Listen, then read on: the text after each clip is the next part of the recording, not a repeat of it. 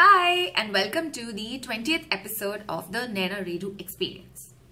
Today is the first Wednesday of 2016. Happy New Year! And I've got an email from a blogger who has asked me a bunch of questions, and for a change they're like really nice questions and she's really thought about them. I'm not sure if she's comfortable with me sharing her name or her blog's name, so I'm not going to do that, but I'm going to answer the questions and I'll ask her if she's okay with me sharing her name and her blog link, and I'll include that in the blog post then. Okay, so I'll skip the first part of the email where she's introducing herself, but basically what she's saying is, it's been a year and a half since I have been blogging and I have been lucky to get somewhere in this rat race. I agree with her. Currently it is a rat race. However, I'm still blinded by a lot happening around and shall need your guidance. Okay. So her first question is, how does one reach a stage where you can approach brands for retainership associations? You can just ask them. Obviously you need to have a blog and you need to have worked with some brands so that you can show prospective clients that this is what you do and this is what you would like to do more of, and that you have been consistent over a period of time, because I think that's what retainership would be. Brands would want to know if it's a blogger who is blogging regularly and not just doing a blog off the cuff and as a hobby and not posting for 2 months, etc. So there's no stage per se, but you just have to pitch and find out. For someone like me, it's one of the disadvantages of having been around for so long is that I became comfortable just sitting on my arse and waiting for brands to get in touch with me, because I wasn't even being able to handle inbound inquiries. I get so many emails and so many calls from brands saying, let's do this, let's try this out. And I'm always like, no. But if you're a new blogger, generally you have to reach out to brands because people don't really know about you. So it's just pitch.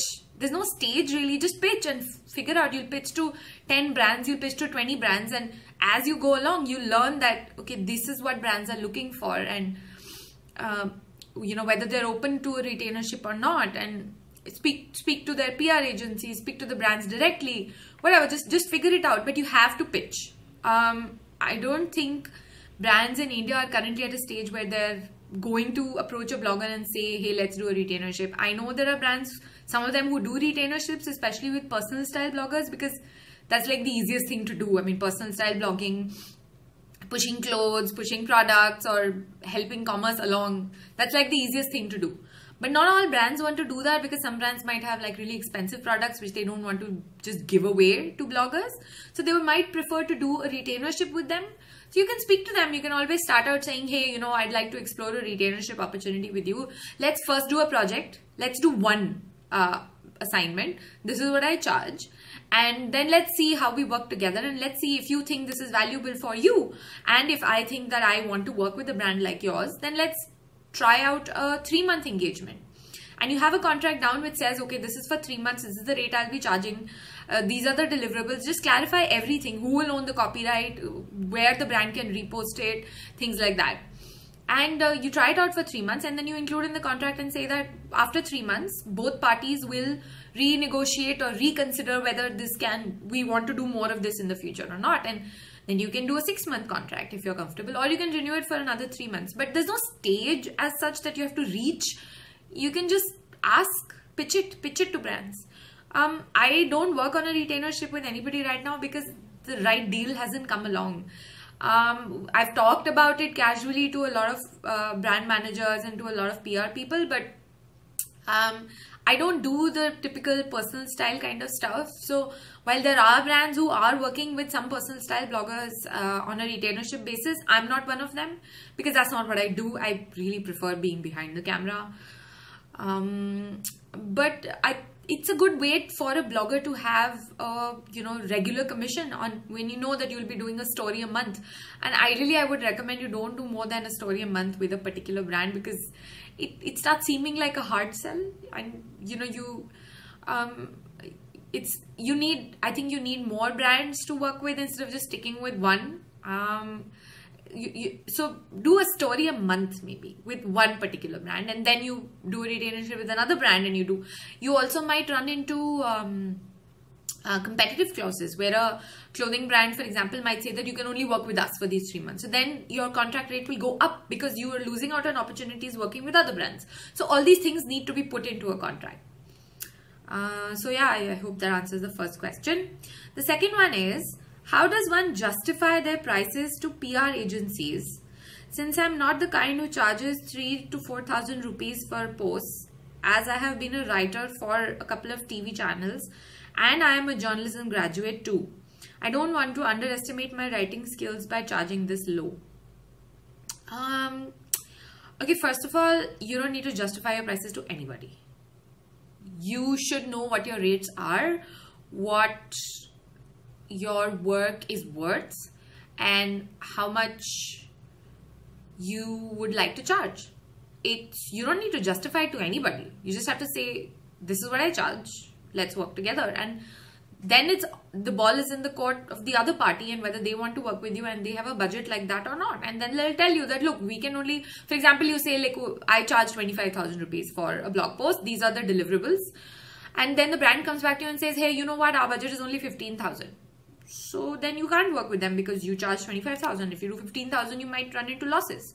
So the onus is on you. You don't need to fucking justify it to anybody. And I have had people asking me, but you know, why do you charge so much? And I'm like, that's none of your fucking business. This is what I charge.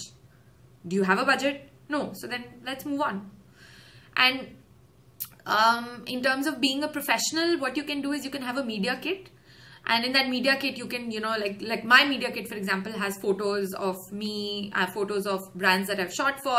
It has a list of clients that I've worked with on mostly on photography assignments, but I also have a blog. So I have all the numbers as well, where, you know, I write about my blog page views, the total reach, Twitter, Facebook, Instagram, what are the social networks that I'm on, and just a paragraph about my background. So that's not justification, but it's like it's an introduction so that the brand, the PR and the clients know what they're paying for. And of course, then there's the content on your blog. They should just look at your blog, and if they're like, oh wow, this is great content, that's all the justification anyone needs anyway.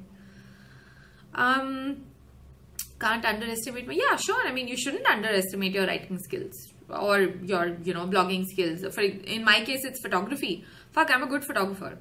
So I'm not going to be charging, you know, 20,000 bucks for a blog post where I know I'll be investing in a 3 to 4 hour shoot, whether I'm shooting or where someone's photographing me, you know, because there's editing involved.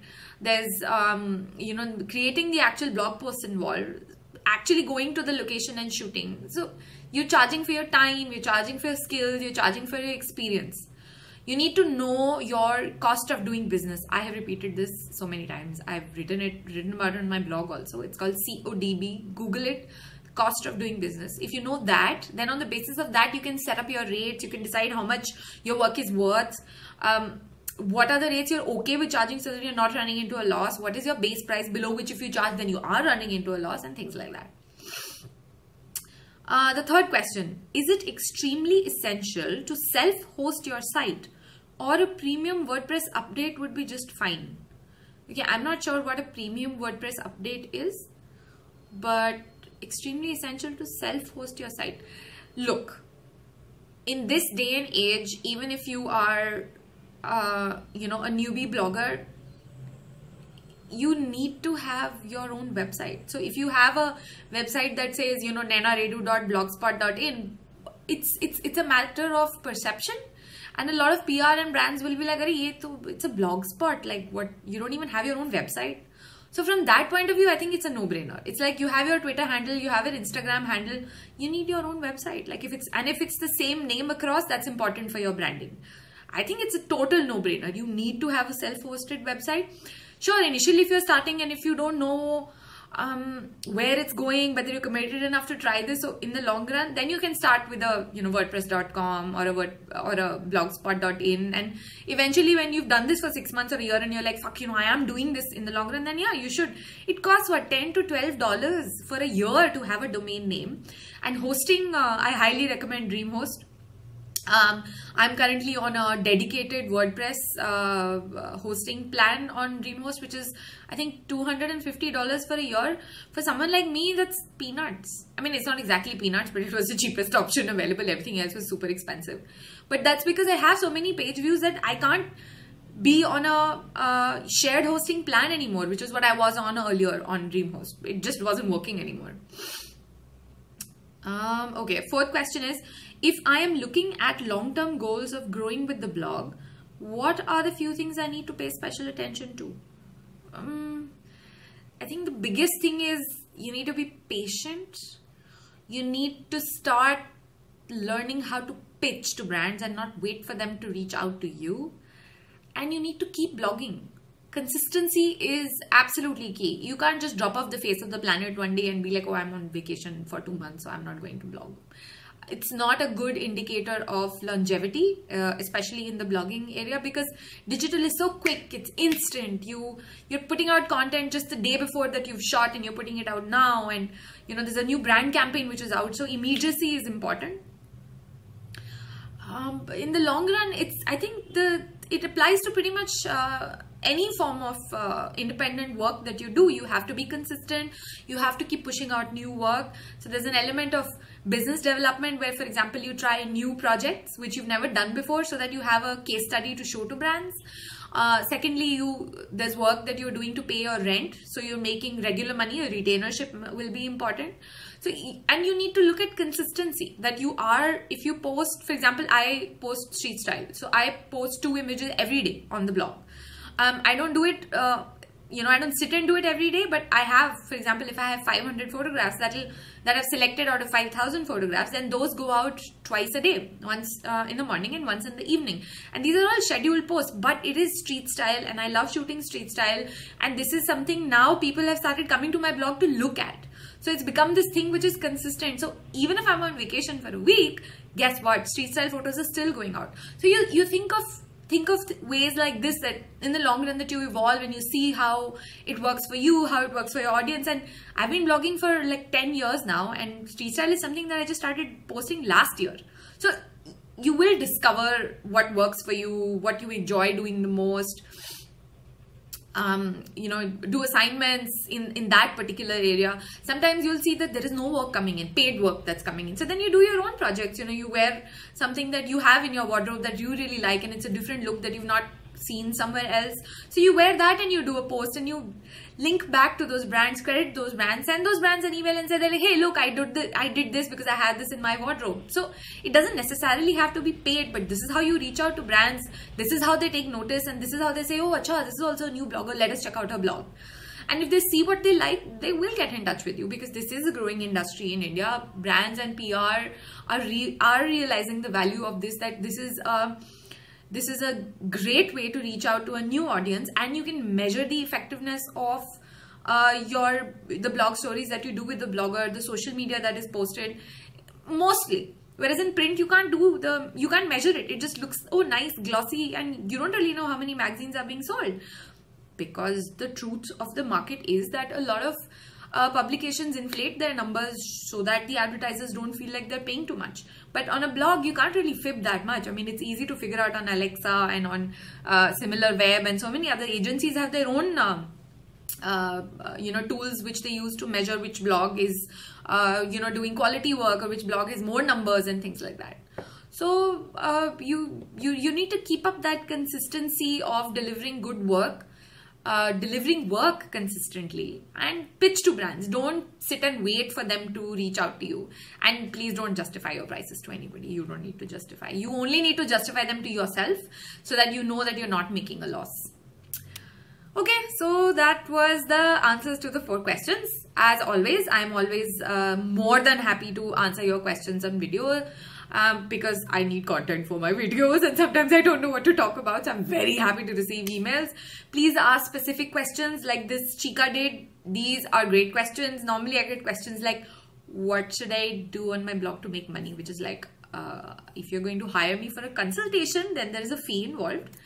But if you want to know how I do it, you want answers to specific questions like she asked, Please, my email is shared on my YouTube channel. It's shared on the blog post that I make for the Naina Redhu experience.